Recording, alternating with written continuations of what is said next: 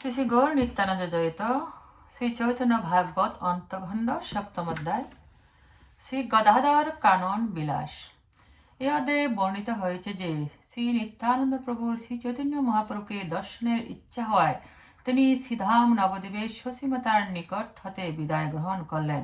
তারপর সপার্ষদ শ্রী নিত্যানন্দ প্রভু নীলাচলে এসে একটি পুষ্পের উদ্যানে অবস্থান করতে লাগলেন।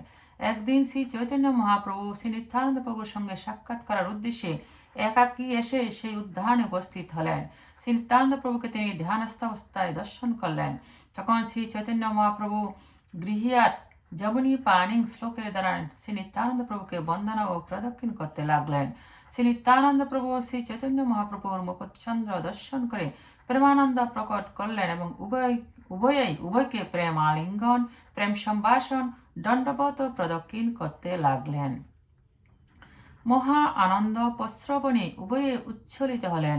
শ্রী চৈতন্য মহাপ্রভু নিত্যানন্দ প্রভুর স্তুতি করে বললেন যে নিত্যানন্দ প্রভুর শ্রীঅঙ্গে যে সকল স্বর্ণ, মুক্তা, হীরা, রৌপ্য, রুদ্রকাদি বিরাজিত বা নববিধা ভক্তিস্বরূপ শ্রী নিত্যানন্দ প্রভু নিচজাত, পতিত, অধম সকলকে ব্রহ্মাশীর্বাদের প্রত্যাশিত দুর্লভ প্রেম ভক্তি প্রদান করেছেন।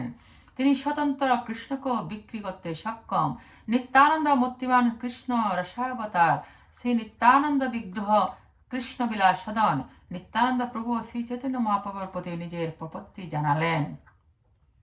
শ্রী চৈতন্য মহাপ্রভু বললেন, নববিধা ভক্তি শ্রী নিত্যানন্দ প্রভুর শ্রী অঙ্গে অলঙ্কার রূপে বিদ্যমান।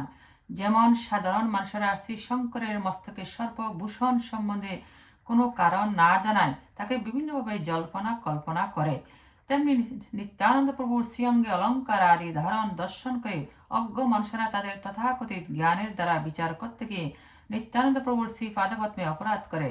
শ্রী শঙ্কর সংকর্ষণের বা অনন্ত শেষের ভিত্ত নিশিষ্ট দেবের প্রতি প্রীতির দরুন শ্রী অনন্ত শেষকে শ্রী শঙ্কর সর্বদাই মস্তকে ধারণ করেন। শ্রী নিত্যানন্দ প্রভু ও শ্রী চৈতন্য মহাপ্রভুর প্রীতির জন্য নববিধা ভক্তিকে অলঙ্কার রূপে শ্রী অঙ্গে ধারণ করেন। সেই ভাগ্যবান ব্যক্তিরা এই গুহ্য তত্ত্ব বুঝতে পেরে আনন্দ প্রাপ্ত হন এবং শ্রীকৃষ্ণ চরণের সেবা বৃত্তি লাভ করেন। পক্ষান্তরে হতভাগ্য ব্যক্তিরা তাদের তথাকথিত জ্ঞানের দ্বারা প্রতারিত হয়ে বিনষ্ট হয়। শ্রী নিত্যানন্দ গোষ্ঠী ব্রজের শ্রী বলরাম ও বলরাম শাখাবৃন্দ শ্রী নিত্যানন্দ প্রভুর সর্বাঙ্গে নন্দ গোষ্ঠী ভক্তি অলঙ্কার আদি রূপে বিরাজিত। শ্রী চৈতন্য মহাপ্রভু শ্রী নিত্যানন্দ প্রভু নির্জনে পুষ্পোদ্যানে উপবেশন করে গোপনীয় বার্তালাপ ও উদ্ধবাদীর প্রত্যাশিত গোকুল ভাবের দুর্লভত্ব আলোচনা করতেন। এই প্রসঙ্গে গ্রন্থকার বলেছেন যে যে ব্যক্তি শ্রী চৈতন্য মহাপ্রভু ও নিত্যানন্দ প্রভু প্রেম কলহের মর্ম উপলব্ধি করতে না পারে এক ঈশ্বরের পক্ষ অবলম্বন করে অন্য ঈশ্বরকে নিন্দা করবেন, তিনি ভীষণ অপরাধী হবেন। তারপর গ্রন্থকার শ্রী চৈতন্য মহাপ্রভু পরমেশ্বরত্ব বর্ণনা করেছেন। শ্রী চৈতন্য মহাপ্রভু শ্রী নিত্যানন্দ প্রভুর নিকট থেকে বিদায় নিয়ে নিজ বাসস্থানে ফিরে এলেন। শ্রী নিত্যানন্দ প্রভু জগন্নাথ দর্শন করতে গিয়ে মহাভাব লীলা প্রকট করলেন এবং তারপর বাগানবাড়ি টোটায় গিয়ে গদাধর পণ্ডিতের ভবনে উপস্থিত হলেন। সেখানে শ্রী গোপীনাথ বিগ্রহ বিরাজিত। তার অপরূপ সৌন্দর্য দর্শন করে পাষণ্ডীরও হৃদয় বিগলিত হয়। শ্রী চৈতন্য মহাপ্রভু স্বয়ং সেই বিগ্রহকে কোড়ে ধারণ করেছেন। শ্রী গদাধর পণ্ডিত যখন শ্রবণ করলেন শ্রী নিত্যানন্দ প্রভুর পদার্পণ হয়েছে, তৎক্ষণাৎ তিনি ভাগবত পাঠে বিশ্রাম দিয়ে শ্রী নিত্যানন্দ প্রভুকে স্বাগতম জানানোর জন্য এগিয়ে গেলেন। উভয়ের মিলনে পরস্পর সম্ভাষণ ও পরস্পরের প্রতি প্রশস্তি প্রবাহ উদ্ধারিত হল। পরস্পরের অপ্রিয়কে কখন সম্ভাষণ করেন না। গদাধর পণ্ডিতের সংকল্প এই যে তিনি নিত্যানন্দ প্রভুর নিন্দুকের মুখ দর্শন করেন না। শ্রী নিত্যানন্দ প্রভুকে গদাধর পণ্ডিত নিজ ভবনে প্রসাদ ভিক্ষা করার নিমন্ত্রণ করলেন।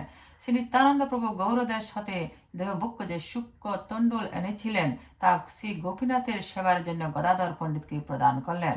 সঙ্গে গোপীনাথের জন্য একখানি সুন্দর রঙিন বস্ত্র প্রদান করলেন।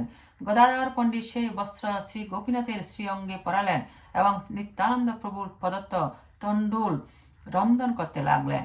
বাগান থেকে শাক এনে তা রন্ধন করলেন। তারপর গোপীনাথকে ভোগ নিবেদন করেন।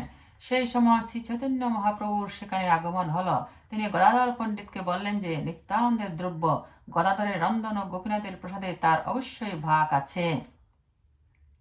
মহাপ্রভুর কৃপা বাক্য শ্রবণ করে গদাধর আনন্দিত হলেন এবং গোপীনাথের প্রসাদ পাত্র মহাপ্রভুর সম্মুখে ধরলেন। মহাপ্রভু নিত্যানন্দ প্রভুর পদার্থ তণ্ডুল প্রীতি সহকারে ভোজন করলেন এবং গদাধরের রান্নার প্রশংসা করলেন। এভাবে হাস্য পরিহাস্য করতে করতে মহাপ্রভু নিত্যানন্দ প্রভু ও গদাধর প্রভু প্রসাদ ভোজন লীলা সমাপ্ত করলেন। ভক্তগণ তিন প্রভুর অবশিষ্ট পাত্র লুণ্ঠন করলেন। উপসংহারে শ্রী বৃন্দাবন দাস ঠাকুর গদাধর মন্দিরে শ্রী চৈতন্য ও নিত্যানন্দ প্রভুর ভোজন লীলা শ্রবণ ও পাঠের ফলে ভক্তি লাভ এবং নীলাচলে গৌর গদাধর ও নিত্যানন্দের একত্র অবস্থানের বিষয়ে বর্ণনা করেছেন।